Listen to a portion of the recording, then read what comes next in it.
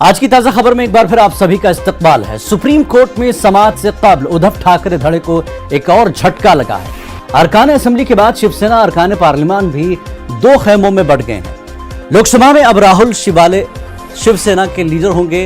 Lok Sabha speaker Om Birla बागी Eknath Shinde group के राहुल शिवाले को शिवसेना का लीडर मुकर्रर किया है। लोकसभा सेक्रेटरीट ने इस हवाले से एक मुरासला बीती शब जारी किया।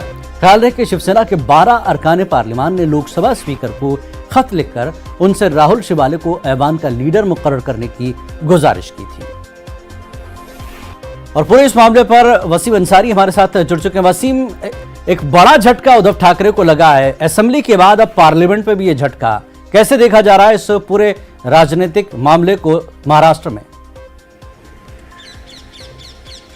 देखिए, ये बहुत ही बड़ा झटका माना जा रहा है क्योंकि एक तरफ पूरी पार्टी अब खाली होती नज़र आ रही है। जिस तरह से उम्मीद जताई थी कि जो सांसद हैं वो उनके साथ रहेंगे, जिस तरह से पिछले दिनों देखा गया था कि जब राष्ट्रपति चुनाव को लेकर शिवसेना ने बैठक की थी, उस दौरान भी सभी सांसदों ने एक साथ मांग की थी कि हमें एनडीए के उम्मीदवार द्रौपदी मुर्मू को अपना समर्थन देना चाहिए।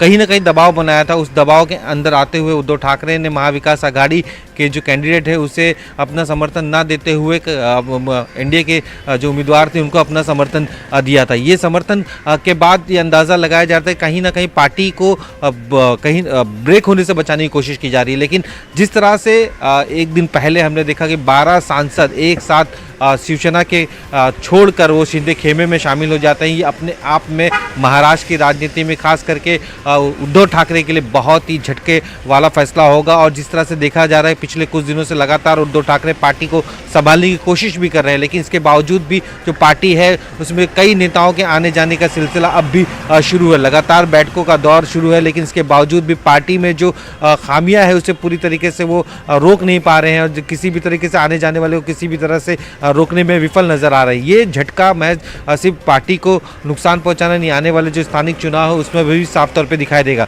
जो सांसद गए हैं उनका साफ तौर पे यही कहना था कि पार्टी चाहती थी जो उनकी विचारधारा वाली पार्टी है उनके साथ जाए, क्योंकि उन सभी सांसदों को कहीं ना कहीं डर सता रहा था कि आने वाले जो लोकसभा चुनाव है उस चुनाव में पार्टी के सांसदों का जीतना काफ़ी मुश्किल हो सकता है, क्योंकि उनकी विचारधारा अलग है और साथ ही महाविकास आघाड़ी के कांग्रेस एनसीपी की जो विचारधारा अलग है। अगर उनके साथ वो चुनाव में जाते हैं तो उसका नुकसान होगा। इसी वजह से साफ तौर पे देखा गया है कि बिल्कुल ये दूसरा झटका उद्धव ठाकरे के लिए। बहरहाल उद्धव ठाकरे को अपनी सियासत में अपनी जगह तलाश करने और बचाने के लिए अब बहुत ज्यादा चैलेंजेस का सामना है। बहुत बहुत